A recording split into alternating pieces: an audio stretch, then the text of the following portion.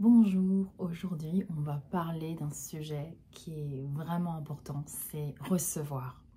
Alors je vous ai raconté mon témoignage et je ne savais pas recevoir. Je viens d'une culture où tu sais même pas recevoir un cadeau. En fait, quand on t'offre quelque chose, il faut que tu le offres à nouveau. Donc ça veut dire que tu sais pas d'une certaine manière recevoir. Et ça c'est important de recevoir parce que des fois peut-être on ne se considère pas où on ne se considère pas comme légitime de recevoir. Et ça, c'est le premier truc que j'aimerais vous dire, c'est que vous êtes une personne qui est légitime à recevoir. Et alors, aujourd'hui, je me filme dans ce lieu. Et pourquoi?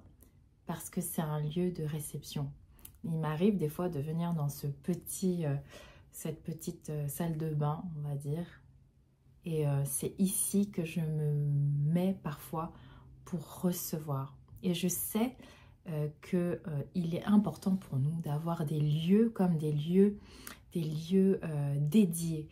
Mais toi, quand tu pries, entre dans ta chambre. Donc déjà, entre dans ta chambre, entre dans un lieu d'intimité, un lieu où tu peux te concentrer, un lieu où tu es seul. Ferme ta porte.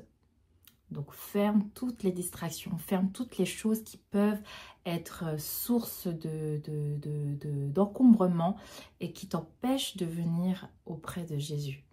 Et ensuite, dans ce verset, qu'est-ce qu'il est dit? Et prie ton Père dans le lieu secret. Dieu, il aime cette intimité, cette exclusivité, ce temps d'intimité avec lui où tu es vrai avec lui. C'est ça l'intimité aussi, c'est la vérité. Et du coup, dans Matthieu 6,6, c'est écrit aussi que « Et ton Père qui voit dans le secret, comme il voit tous les secrets », c'est pour ça que ça ne sert à rien de cacher des choses à Dieu, parce que lui, il voit tout, eh bien, il te le rendra ouvertement, publiquement, dans d'autres versions. Donc, je me filme dans ce lieu pour vous parler de réception, de recevoir, de l'importance de recevoir. Par exemple, quand on reçoit, si je reçois même matériellement, si je reçois financièrement, je reçois 10 millions sur ma banque, eh bien 10 millions, je peux donner, ah tiens, je veux faire 1 million là pour un orphelinat, 1 million là pour ma grand-mère, pour mes parents parce que je veux leur acheter une maison. Et comme ça, quand je reçois financièrement, je peux donner. Et dans mon âme, c'est pareil. Si je reçois l'amour de Jésus, si je reçois la grâce, la paix de Dieu, si je reçois la guérison, sais pas que quand je reçois la guérison que je peux la donner, mais c'est parce que ça dépend de Jésus, ça. Mais ce que je reçois, je peux donner. Ce que je ne reçois pas, je ne peux pas donner. Donc c'est pour ça que c'est très important qu'on reçoive, et particulièrement spirituellement, parce que c'est dans l'esprit, c'est dans le spirituel que les choses se passent, et après ça se décline dans le corps, dans l'âme, dans le terrestre. Et c'est pour ça qu'il faut recevoir. Il faut que nous apprenions à recevoir. Si tu as du mal à recevoir, eh bien, si tu viens comme moi d'une culture où on ne sait même pas recevoir, on se dit, ah bah, nous, on ne reçoit jamais, c'est tout ce qu'on nous donne, il faut le redonner. Ça, c'est pas normal, vous comprenez? Recevoir, c'est, ah, tu me donnes un cadeau? Ok, waouh, merci. On va dire merci, pas juste, ah, je me sens bizarre, en fait. Comme si je ne sais pas recevoir. Il faut apprendre à recevoir.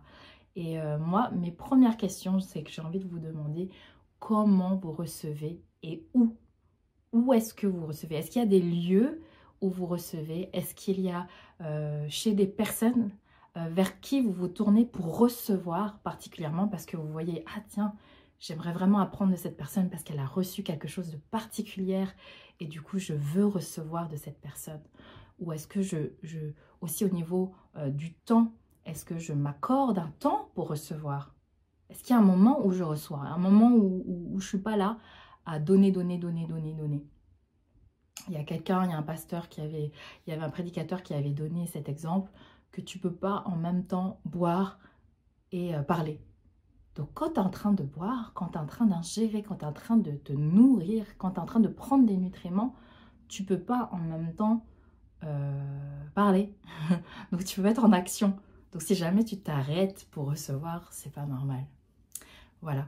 Donc je voulais vous parler de ce sujet très important parce que ça aussi, ça peut être source d'épuisement.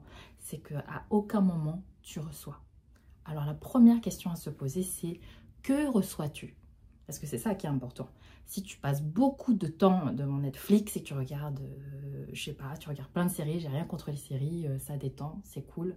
Mais si dans ta vie, en priorité, tu reçois que des divertissements, des choses, des informations, où tu les prends ces informations? Et bien tu vas devenir ça en fait, parce que ce qui est dans ta tête, ce qui est dans tes pensées, et c'est pour ça que l'ennemi il vient souvent t'attaquer dans tes pensées, parce qu'il sait que c'est à partir de tes pensées que tu vas faire des choses. Ce que tu penses, un jour ça va venir en fait, tu vois. Donc c'est pour ça que c'est très important, surtout nous en tant que chrétiens, de garder nos pensées, garder nos têtes, garder notre mental. Et ça, des fois on n'en parle pas, mais Jésus il est aussi mort, crucifié à la croix. Qu'est-ce qu'il a porté sur sa tête? Il a aussi payé pour nos problèmes mentaux. Il a porté la couronne d'épines. Il a souffert au niveau du mental. Il a souffert même lui-même mentalement avant de passer à la croix. Eh bien, sachez justement que donc il est important de recevoir. Et Jésus, comment il a reçu? Lui, c'était quoi son modèle de réception? Je pense que vous avez compris.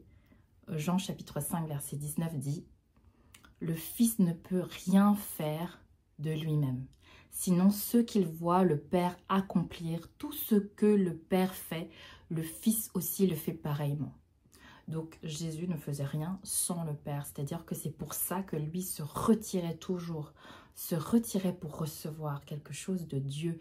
Il était très déterminé à être un et faire la volonté de Dieu, ce qui est le verset d'après que je voulais vous partager, c'est Jean chapitre 6 verset 38. Je suis descendu du ciel, c'est Jésus qui dit ça, pour faire non ma volonté, mais la volonté de celui qui m'a envoyé. Donc Jésus est venu pour faire la volonté du Père et pas la sienne. Et nous, comme on est des disciples de Jésus, eh bien on va faire la même chose. On doit suivre ce que Jésus faisait. Lui, il prenait le temps. Il prenait toujours le temps d'aller recevoir intimement avec son Père pour pouvoir recevoir les instructions et après venir donner. Et ça, c'est une priorité cruciale qu'on doit apprendre à faire. Sinon, tout ce qu'on donne, ça vient de nous, ça vient de notre chair, ça vient de notre intelligence, ça vient de notre expérience, ça vient de choses. Je ne dis pas que l'intelligence et l'expérience ne sont pas importantes, mais prioritairement, on doit recevoir du Saint-Esprit, on doit recevoir de Dieu avant de donner. Sinon, on donne des choses qui sont de notre chair, et du coup, la chair, c'est les œuvres mortes, et l'esprit, c'est l'œuvre de la vie, et la vie éternelle, c'est ce qui porte les fruits dans la vie éternelle. Et c'est ça qu'on doit rechercher, parce que c'est les œuvres qui durent, les œuvres éternelles, et c'est les œuvres par l'esprit. C'est pour ça que le Saint-Esprit doit devenir notre meilleur ami. Et donc, tout ce qui va à l'encontre de la réceptivité, tout ce qui nous empêche, qu'est-ce qui pourrait nous empêcher de recevoir plus? Dites-moi, même en commentaire là, dites-moi, qu'est-ce qui vous empêche, vous, personnellement, de recevoir plus de Dieu? Ben déjà, notre péché, tout ce qui nous éloigne de lui. Si nous, on est rempli de péchés, on est rempli de choses qui ne sont pas de Dieu, ben, on ne peut pas se remplir de lui. C'est pour ça que Matthieu 16, 24 nous dit que celui qui veut suivre Jésus, celui qui veut être disciple de Jésus, il doit renoncer à sa vie. Il doit porter sa croix et ensuite il peut suivre. Si tu ne renonces pas à ta vie, tu ne peux pas porter ta croix et tu ne peux pas suivre Jésus. Et du coup, c'est important de passer par ce stade de renoncement. Si tu ne renonces pas, en fait, tu ne peux pas recevoir plus, en fait, parce que tu es rempli de plein d'autres choses. Du coup, tu as plein d'autres voix dans ta tête et tu te dis, mais je comprends pas pourquoi je n'entends pas Dieu, même, par exemple. Je reçois rien, en fait, mon radar, là, il est en train de capter plein d'autres choses, en fait. C'est pour ça que c'est important que lorsque tu reçois, que tu fasses table rase et que tu puisses vraiment te connecter à Jésus et vraiment prendre ce temps de réception. Alors, il y a un passage dans la Bible qui parle du fait que lorsqu'on demande, eh bien, on reçoit. Et c'est marrant parce que dans ce passage, Dieu, il nous dit qu'il faut qu'on demande et il faut que si on demande, on va recevoir. Donc ça, c'est une clé aussi, c'est que si tu veux recevoir, tu dois demander. Si tu veux trouver des choses, il faut que tu les cherches. Et si tu frappes, eh ben, on t'ouvre. Et ça, c'est vrai. C'est vrai que si tu restes dans l'inaction, et ça, c'est des passages où Dieu, il enseigne sur la prière, où il nous parle de comment prier. Et en fait, ce passage dans Luc 11 qui nous dit que lorsqu'on demande, on nous donnera. Lorsqu'on cherche, on trouvera. Et lorsqu'on frappe, on nous ouvrira. Et ce passage, il explique comment le fait que nous, en tant que parents, on peut donner des bonnes choses à nos enfants. S'ils nous demandent du pain, on ne va pas lui donner une pierre, un poisson, on ne va pas lui donner un serpent. Et s'il nous demande un œuf, on ne va pas lui donner un scorpion. Et dans ce passage, dans le verset 13, il nous est dit que nous, on est des parents, même autant mauvais qu'on est, on sait donner des bonnes choses à nos enfants. Et autant le Père Céleste sait nous donner les meilleures choses. Et il les donne volontiers. Dans ce passage, c'est marrant parce qu'à la fin, il termine en disant que il nous donnera d'autant plus volontiers le Saint-Esprit. C'est rigolo. Pourquoi il n'a pas dit je vous donnerai d'autres choses, quoi, à ceux qui le lui demandent. Donc sache que quand tu demandes, Dieu il va te donner le meilleur. Et ce qui est rigolo aussi, c'est que j'ai remarqué que dans ce passage, il nous parle que des choses essentielles. La nourriture pour des enfants. Et en fait, Dieu, il dit qu'il nous donnera volontiers le Saint-Esprit à ceux qui le lui demandent. Et c'est là qu'on comprend que c'est de son esprit qu'on a besoin. Parce que Jésus, en fait, il s'est sacrifié pour que nous, on soit lavés, pour que nous, on soit purifiés, pour que nous, on soit un vase pur à ses yeux. Et comme ça, on peut contenir le Saint-Esprit. Jean chapitre 16, verset 7. Cependant, je vous dis la vérité, il vaut mieux pour vous que je m'en aille. Il vaut mieux pour vous que je m'en aille. En effet, si je ne m'en vais pas, le défenseur ne viendra pas vers vous. Mais si je m'en vais, je vous l'enverrai. Imagine, je ne sais pas si tu regardes la série The Chosen. Moi, quand je regarde The Chosen, je me dis, waouh, Jésus, il est à côté de toi, il mange avec toi, tu peux lui poser toutes les questions que tu veux. Et puis tu peux faire, tu peux être avec lui, quoi. Il peut vraiment te transmettre tout ce qu'il est. Tu es avec lui, tu partages, tu vois des miracles, tu le vois opérer d'une façon incroyable. Et lui, il ose te dire, mais c'est mieux pour toi, c'est plus avantageux. Il y a certaines versions qui parlent de ce verset comme ça. C'est plus avantageux pour toi que je m'en aille. Moi, je dis, what? Déjà, avec moi, c'est énorme. Et tu me dis que c'est meilleur que toi, tu t'en ailles. Et du coup, que tu m'envoies ton esprit, c'est meilleur. Et c'est compliqué à comprendre parce que c'est ce que Jésus dit, c'est que le Saint-Esprit, lui, il va tout accomplir, il va nous défendre en fait, encore mieux que lui. C'est trop bizarre. Jésus, quoi, l'incarnation de Dieu sur terre, en chair et en os, quoi. Et donc, du coup, je veux vraiment vous expliquer qu'est-ce qu'on doit recevoir. Qui on doit recevoir, en fait, c'est le Saint-Esprit.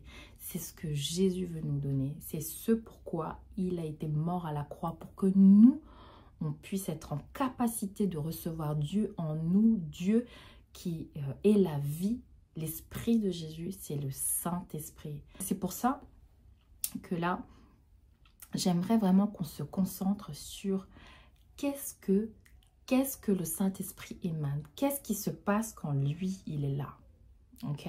Et on va commencer. Je sais que le Saint-Esprit, c'est très large. C'est très, très large comme sujet. Parce que la personne du Saint-Esprit, on n'a jamais fini de la comprendre, de l'apprendre, de vivre avec elle, de la connaître. Et du coup, même j'ai vraiment envie de vous transmettre cette passion pour le Saint-Esprit. Pourquoi? Parce que c'est ce pourquoi on ne doit pas s'arrêter juste sur la croix et la résurrection de Jésus, mais il est mort et ressuscité, il a tout gagné, il a tout accompli lorsqu'il est venu. Mais on doit recevoir ce qui est plus avantageux dans ce passage. Il est dit que c'est mieux qu'il s'en aille. Il a dit c'est mieux que je m'en vais parce que je vais vous envoyer un autre qui va être en vous. Waouh! Et du coup, ton temple, ton corps, parce que la parole dit aussi que notre corps est le temple du Saint-Esprit. Donc, il vient habiter en nous. Je ne sais pas si vous conscientisez ça, l'esprit de vie, l'esprit de résurrection, celui qui a ressuscité Jésus des morts, et celui aussi qui, dès le commencement, était là en train de se mouvoir. L'Esprit de Dieu est en train de se mouvoir sur toute la terre, en train d'attendre les indications du Père, et que le Fils parle pour qu'il puisse venir créer les choses. En fait, le Saint-Esprit, c'est celui qui fait. C'est celui qui se met en action. C'est pour ça que si ton meilleur ami, c'est le Saint-Esprit, et si tu le laisses agir dans ta vie, que tu ne veux pas contrôler tout, et c'est ça qui empêche parfois le Saint-Esprit d'agir, parce que nous, on veut contrôler notre vie, on veut contrôler ce qu'on fait, et du coup, on ne laisse pas le Saint-Esprit prendre le dessus. Et on ne se soumet pas à sa volonté parce qu'on a peur, on a plein de craintes, alors qu'en fait, lui, il va accomplir des choses nouvelles et des choses incroyables. Et donc, je vais juste décrire plein de choses sur le Saint-Esprit. J'ai plein de versets là, soyez prêts. J'ai plein de versets qui expliquent le Saint-Esprit. Ça, c'est mon étude personnelle, je vous partage. Alors, soyez prêts, les versets, ça va tomber. Alors, d'abord, avant tout, le fruit de l'Esprit. Ah, vous connaissez tous ce passage, Galates 5, 22. Le fruit de l'Esprit, c'est l'amour. Bon, déjà, ça, c'est la base de tout. Dieu est amour. C'est lui qui procure l'amour. C'est lui qui t'apporte l'amour de Jésus. Le Saint-Esprit t'apporte l'amour de Jésus, la joie de Jésus, la paix surnaturelle, la paix qui est surnaturelle, la patience qui a besoin de patience, la bonté qui a besoin de bonté, la bienveillance qui a besoin de bienveillance, la foi quand tu n'as pas la foi. Tu te remplis du Saint-Esprit, tu demandes, Saint-Esprit, donne-moi ta foi, donne-moi la foi, la douceur, la douceur, la maîtrise de soi.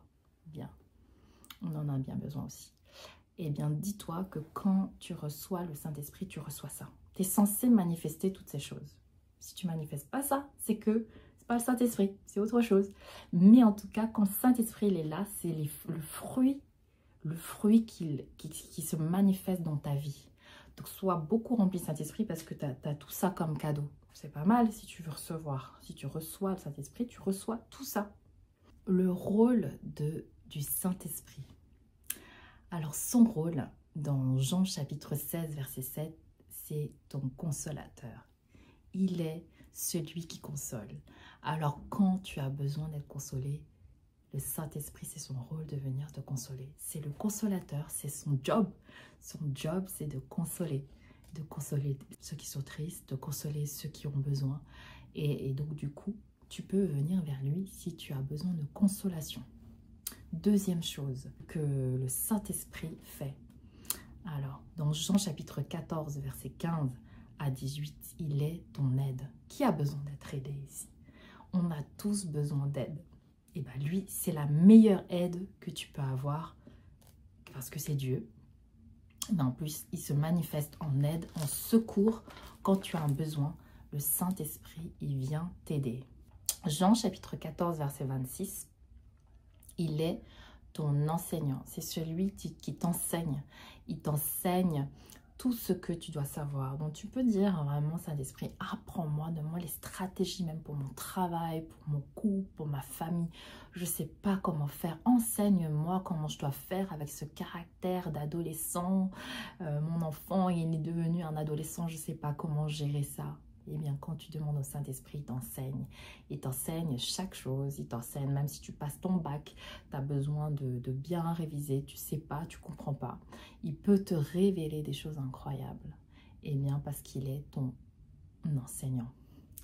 Ensuite, il est ton défenseur. J'en ai parlé déjà tout à l'heure. C'est celui qui te défend. Donc, quand il t'arrive quelque chose, tu te caches derrière Dieu. Tu rentres vraiment sous la protection de Jésus. Et le Saint-Esprit, il intercède pour toi. Il te défend et il intercède pour toi. C'est Romains 8, 26, 27 qui t'explique comment Dieu, il intercède auprès du Père. Le Saint-Esprit intercède pour toi. Jean chapitre 16, verset 13. il est ton guide. C'est celui qui guide tes pas, qui te donne une direction, qui te dit à droite, à gauche. En fait, tu es détendu si le Saint-Esprit, il gère ta vie, en fait. Si tu es rempli du Saint-Esprit, si tu reçois le Saint-Esprit, tu reçois la direction, tu reçois les directives et tu peux être détendu parce que tu reçois un but dans ta vie. Donc, tu n'as même pas besoin de te prendre la tête. Ah, est-ce que j'ai bien fait ci ou ça? Donc, l'objectif, c'est de vraiment recevoir le meilleur cadeau que Jésus a envoyé après son départ, c'est le Saint-Esprit. Et le dernier verset qui est Actes chapitre 1, verset 8, vous recevrez une puissance et vous serez mes témoins jusqu'aux extrémités de la terre. Donc si tu reçois le Saint-Esprit, tu reçois sa puissance, tu reçois la puissance pour être témoin, parce que toi-même, tu n'as pas la force d'être témoin, parce que tu n'as même pas envie de témoigner, excuse-moi, tu n'as pas envie de témoigner parce qu'en fait, tu es tellement rempli de ta chair que tu n'as pas envie de parler de Jésus. Pourquoi? Parce que ce n'est pas naturel, parce que ça vient de son esprit, parce que c'est l'amour de Jésus à travers son esprit qui est déversé en nous et c'est ça qui nous donne la puissance d'aller annoncer l'évangile. Sinon, naturellement, on n'a pas envie de le faire. C'est vraiment parce qu'on reçoit de sa puissance qu'on peut le faire. Donc, il est important qu'on reçoive. Si on ne reçoit rien, on n'a rien à donner. Qu'est-ce qui émane du Saint-Esprit? Le Saint-Esprit, il émane l'humilité. Il n'est pas celui qui se montre. Si tu remarques, le Père, le Fils, le Saint-Esprit, lui, il fait des choses, tu ne le vois même pas. Tu ne sais même pas qu'il est là. Il ne cherche même pas à être vu. Et c'est ça qui est fort, je trouve, dans le Saint-Esprit, qu'il est tellement humble. Il fait tellement de choses, mais tu ne le vois pas. C'est lui qui combat les cœurs, c'est lui qui transforme les vies, c'est lui qui guérit, c'est lui qui a ressuscité Jésus de la mort. C'est lui qui a créé en obéissant au Père et au Fils. C'est lui qui accomplit les choses en fait. Et c'est pour ça que c'est important que tu le reçoives. Dans 2 Corinthiens 3, chapitre 3, verset 6, c'est l'esprit de vie. L'esprit de vie. Donc quand il y a des choses mortes en toi, quand le Saint-Esprit est là, ça reprend vie, naturellement. Donc c'est important de recevoir l'esprit de vie. Jean chapitre 16, verset 13, l'esprit de vérité. Là où il y a le Saint-Esprit, il y a la vérité. Donc quand tu vois les mensonges, quand tu vois qu'il y a des gens, ils sont dans le mensonge, ils disent des choses qui ne sont pas vraies, eh bien ça montre que ce n'est pas l'Esprit de Dieu.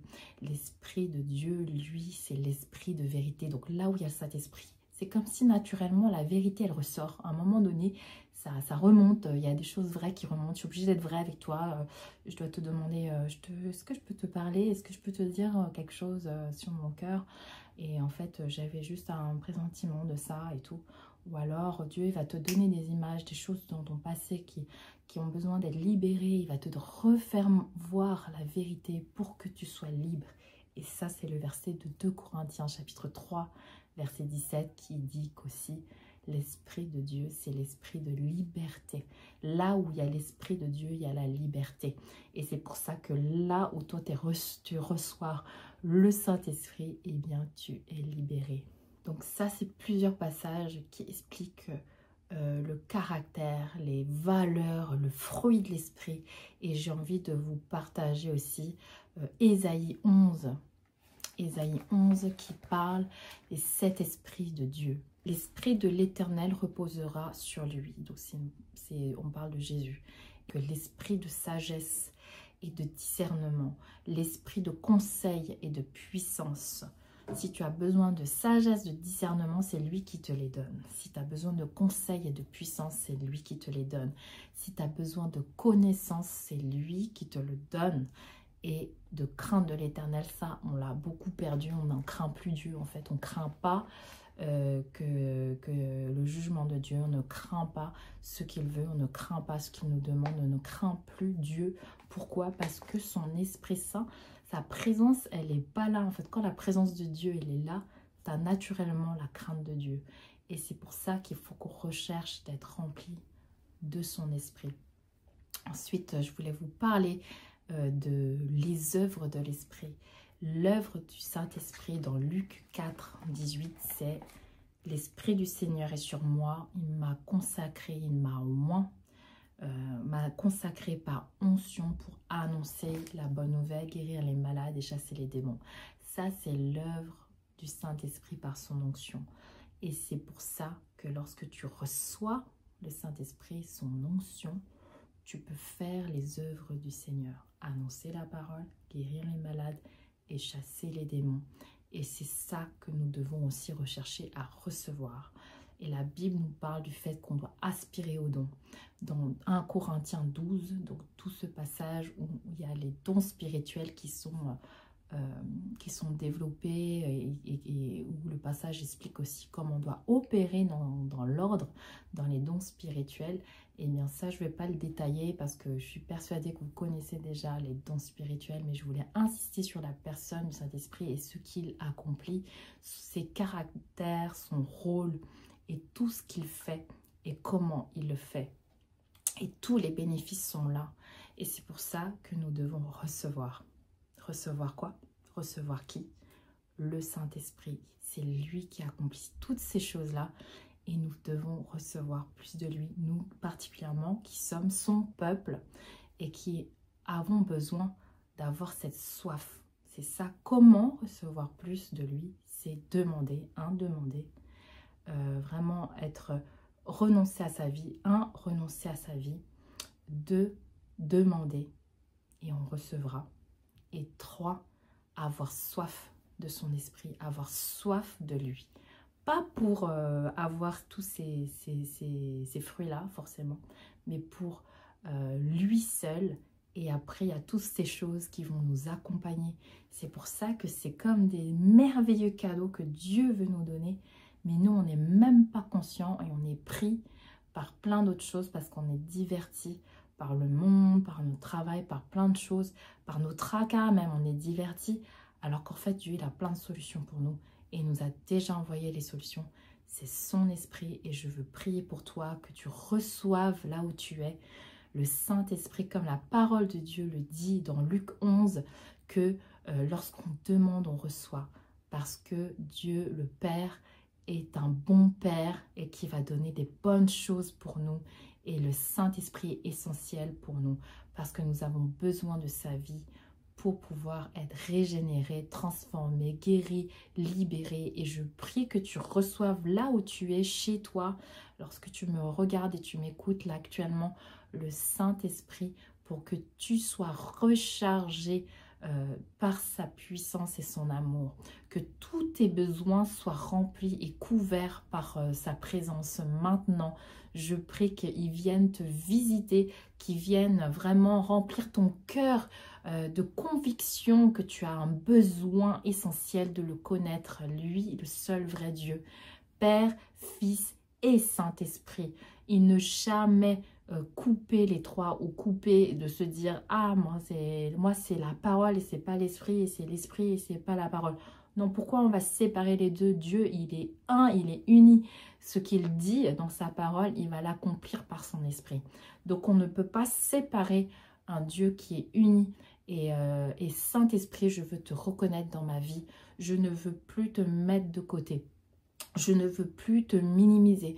Je veux réellement que tu me révèles, que tu révèles à mon intelligence, tu révèles à mon cœur, tu révèles à mon esprit que j'ai besoin de toi. Et c'est toi qui portes toutes ces choses magnifiques. C'est l'esprit de vie, l'esprit de vérité, l'esprit de liberté, l'esprit d'amour, le fruit de l'esprit, Seigneur. Je veux les porter, que tu viennes me donner, Seigneur, tout ce fruit que toi tu as et toutes tes révélations, ton esprit de révélation, l'esprit de connaissance et l'esprit prophétique, que tu nous les donnes parce que nous voulons tout recevoir, nous voulons recevoir toutes les armes que Dieu nous donne pour pouvoir combattre dans ce monde déchu qui remplit des ténèbres. Et nous prions, Seigneur, que tu viennes remplir chaque personne qui m'écoute actuellement de ton feu et de ton amour puissant et que ta grâce surabonde par ton amour et ton Esprit Saint. Merci Seigneur Jésus, parce que tu n'es pas mort à la croix juste pour qu'on soit sauvé pour l'éternité, mais tu veux nous utiliser pour des œuvres bonnes, préparées d'avance pour chacun de nous. Et tu veux utiliser tout le monde, Seigneur, parce que chacun a des connexions et des dons et des talents particuliers. Et ce que toi, tu peux toucher, moi, je ne peux pas toucher. Ce que toi, tu peux faire, moi, je ne peux pas le faire. Et nous sommes un corps et chacun est à sa place. Donc, reconnais ta place. Je prie que Dieu te révèle ta place dans le corps du Christ et qui réactive ces choses qui sont peut-être endormies en toi, qui viennent souffler sur ces rêves et que ça reprenne vie dans le nom de Jésus et que tout ce que Dieu a planté en toi se réveille maintenant afin que tu prennes au sérieux ce que Dieu dit de toi parce que tu es responsable de ce qu'il t'a donné. Et à la fin de temps, on sera devant Dieu et il va nous dire qu'est-ce que tu as fait avec les talents que je t'ai donnés. Est-ce que tu vas être celui qui a investi ou est-ce que tu vas être celui qui a planqué tes talents?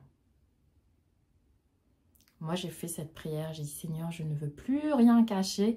C'est bon, mes complexes à 2 balles.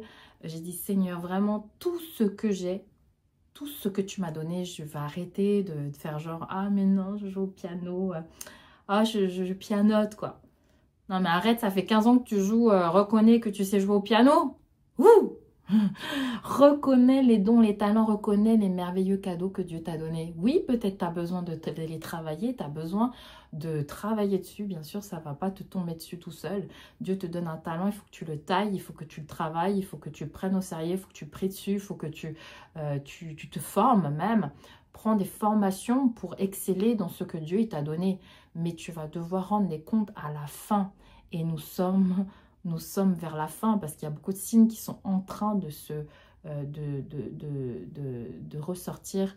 Et du coup, c'est pour ça qu'il faut que tu te urges à dire, Seigneur, pardonne-moi, j'ai enterré ce talent et je ne veux plus l'enterrer, Seigneur. Aide-moi à être utile pour ton royaume. Reprends-moi, reprends tout ce que tu m'as donné. Je le récupère pour ta gloire et pour ton royaume. Au nom de Jésus, je prie cela et je bénis chacun de vous et je prie que Dieu vous amène, vous conduise à marcher encore plus loin avec lui et que rien ne vous empêche, rien ne vous arrête et que rien ne vous bloque dans votre appel pour le royaume de Dieu et que des vies soient transformées. C'est ça qu'on doit voir.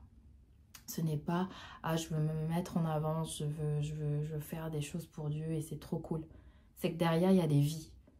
Il y a des vies réellement qui attendent et qui vont être libérées, sauvées, guéries, transformées. C'est ça que tu dois voir. Tu ne dois pas voir à toi. Tu regardes à Jésus et à son esprit. Et lorsqu'il te remplit, il te remplit aussi de son onction et de sa force pour accomplir ces choses-là. Donc c'est trop cool. Toi, tu as juste à dire oui, Seigneur. Pardon, Seigneur. Ok, Seigneur. Oui, je veux, Seigneur. Aide-moi, Père, aide-moi, Saint-Esprit, intercède pour moi, conduis-moi, donne-moi ta direction. Et lui, il fait les choses pour toi. Et c'est toi qui les fais après pour lui. Et c'est lui, après tu portes les fruits parce que tu es connecté à la sève. Donc sois béni et à très bientôt. Ciao, ciao!